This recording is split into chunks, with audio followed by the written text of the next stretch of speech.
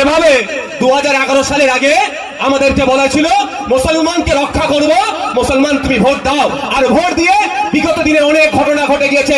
গতকালকে কলকাতার বেহালাতে একটি মুসলিম মহিলা বোরকা পরে গিয়েছিল, ওখানে দাঁড়িয়ে এক ভদ্রলোক বলতে বাধ্য হচ্ছি, রাজনীতি করছি না, নাহলে তো অন্য কিছু বলতাম। সে অর্ধলঙ্গ, সে বলছে এটা হিন্দুস্তান, এখানে বোরকা পরা যাবে না, এখানে তুমি বোরকা খুলে আসো। যে বলেছিল মুসলমানদের বাঁচাবো, তারই আমলে মুসলমান মহিলা বোরকা পরে গেলে বলছে বোরকা খুলে আসো। সংবিধানের 25 নম্বর ধারাটা খুলে দেখে নিন। সংবিধানের 25 নম্বর ধারাতে বলা আছে, আমি আমার ধর্মচরণ, আমি আমার রিলিজিয়াস প্র্যাকটিস আমি আমার মতো করে করব। প্রত্যেকটা ধর্মের মানুষকে বলা আছে। তো রিলিজিয়াস প্র্যাকটিসের মধ্যে অবশ্যই বোরকাটা ইনক্লুড আছে, ধরেছে সংবিধানের গণ্ডির মধ্যে আছে, কিন্তু তাকে বলা হচ্ছে যে তুমি বোরকা খুলে আসো। এটা হিন্দুস্তান। 24 ঘন্টা পার হতে চলে যাচ্ছে, এখনো তাকে তো গ্রেফতার করেনি। প্রশ্ন উঠবে না? পুরো বুকা বানাচ্ছে। একটা কেন্দ্রে আছে, একটা রাজ্যে আছে। কেন্দ্রের বললে খুব মজা লাগে শুনতে, আর রাজ্যের বললে অনেকের বুক ফাটে। কেন বলো তো ভাই? এটা খারাপ জিনিস। অন্যায় অন্যায়, আমি অন্যায় করলে আমারও বিরুদ্ধে আপনাকে বলবেন। যাক, সে প্রসঙ্গে যাচ্ছি না, ফিরে আসি। তো যখনই আমরা এই কথা বারবার বলছি যে আপনি বলেছিলেন হিন্দুকে রক্ষা করব, আর আপনার আমলে আমার হিন্দু ভাই কেন খুন হয়েছে, আপনাকে জবাব দিতে হবে। এবং এই খুন হয়ে যাওয়ার পিছনে কোন গাদ্দার গুলো আছে, যেই গাদ্দার গুলো ওই টঙ্গি গুলোকে আমার দেশে আসতে সহযোগিতা করলো, আমার হিন্দু ভাইদের খুন করতে সহযোগিতা করলো, সেই গাদ্দার গুলোকে খুঁজে বের করতে হবে, ফাঁসিতে ঝোলাতে হবে। আজকে আমাদের দিল্লি বা যারা বলেছে দিল্লি গিয়ে আন্দোলন করতে হবে, 2026 সালে তাকে কিন্তু একবার বুঝাতে হবে ভাই। বুঝাবেন তো? আমি আপনাদের কাছে আশা করবে বুঝাবেন তো ভাই? আমি আমার আইএসএফ কে ভোট দিতে হবে এরকম ব্যাপার নয়, খাম চিহ্নকে ভোট দিতেই হবে এরকম ব্যাপার নয়। ভালো লাগলে দেবেন, না হলে দেবেন না।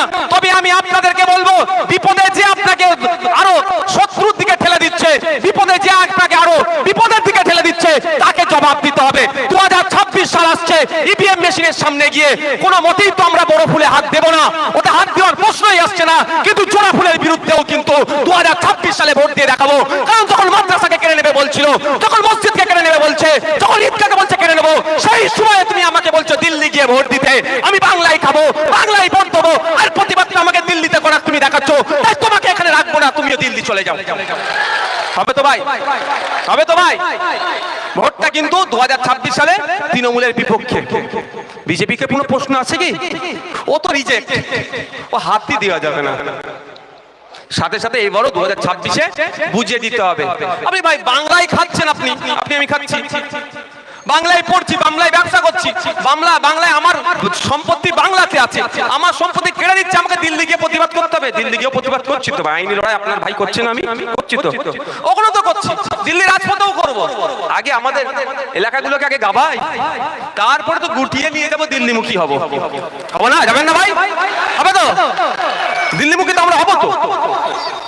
আগে তো আমার এলাকাটা জানতে হবে, আগে মানুষকে জানাতে হবে কেন বিরোধিতা করছি, কেন বিরোধিতা করছি জানতে হবে। তাহলে দাদুর কবর নিয়ে নিচ্ছে, কেমন ভাবে কবরটা নেবে সেটা তো জানতে হবে। সেগুলোই আমি বলবো।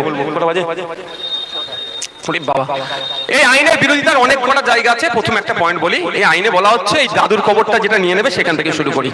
ওয়াক বাই ইউজার বা মৌখিক দানটাকে এতদিন বৈধ ছিল, মৌখিক বৈধ ছিল। মোদিজি নতুন যে আইন করেছে সে আইনে অবৈধ ঘোষণা করেছে। এবার অবৈধ ঘোষণা করেছে এটা বলছে না 2025 সাল থেকে কেউ যদি মৌখিক দান করে সেটা অবৈধ, এটা বলছে না। এতদিন ধরে যে মৌখিক দানগুলো হয়ে আসছে সবটাই বলছে অবৈধ। মানে আপনার এলাকার কবরস্থান কোথায়, কত বড়? 16 আনার কবরস্থানটা কত দিনে বলুন তাড়াতাড়ি? কত? 100 বছর। কাগজ আছে কি বলতে পারবো না, আপনারা জানেন। তবে কিভাবে হয়েছে আমি সেটা বলে দিচ্ছি, কিভাবে হয়েছে সেটা বলে দিচ্ছি। কিভাবে হয়েছে?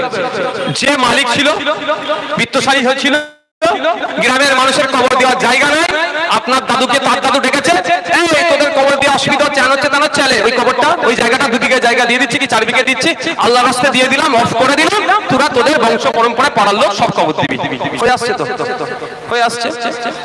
এইরকম ভাবে 50% ওয়াকাফ প্রপার্টি আল্লাহর রাস্তায় দান করে দিয়েছে মানুষেরা, আপনার আমার পূর্বপুরুষেরা।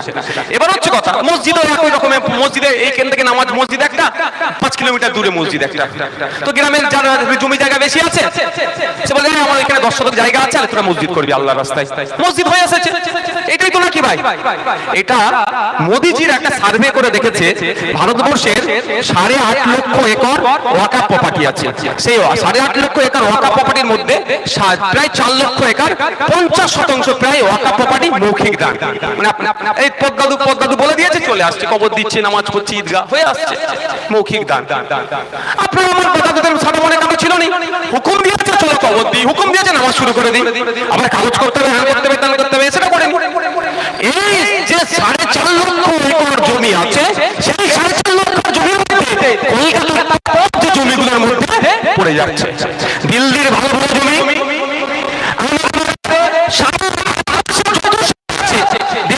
শুরু করে কাশ্মীর থেকে শুরু করে যে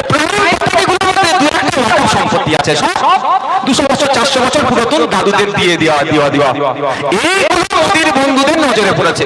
তো মোদির বন্ধু নজরে পড়েছে, সবাই যদি এই আমার একটা সম্পত্তি নজরে পড়ে, আমি এখানে আমার নিয়ে ইচ্ছে যায়, তো আমি প্রথমে আমার সব থেকে ভালোবাসার মানুষকে তাকে খুঁজবো, বলবো একটু দেখ না ওটা বিক্রি করে নাকি, দেখ কিছু একটা বলবো।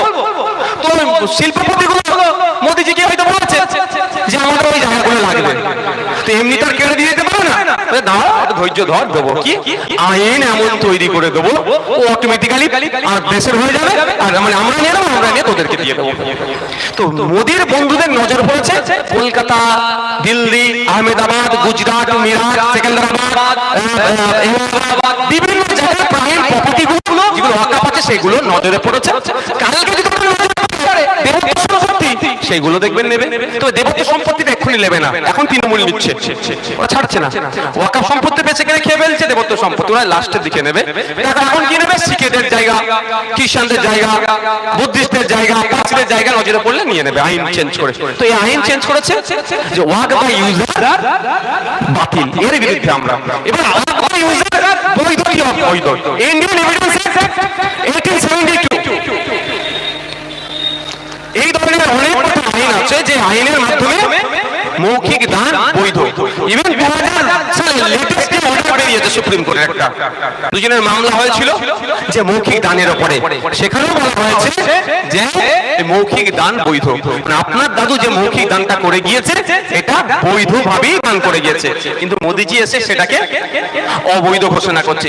অবৈধ ঘোষণা করে করছে, প্রথম থেকে দান করছে সেটাকে 400 বছরের পুরাতনটাকে অবৈধ ঘোষণা করছে। যদি বলবো যে আজকের পর থেকে ভাই যে দান করবে অবৈধ,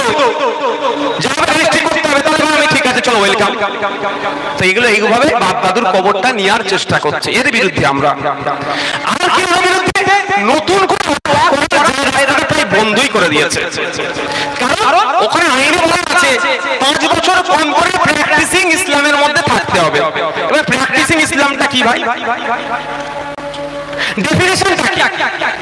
সংবিধানে যে এইটা হচ্ছে প্র্যাকটিসিং ইসলাম, 1 মাস রোজা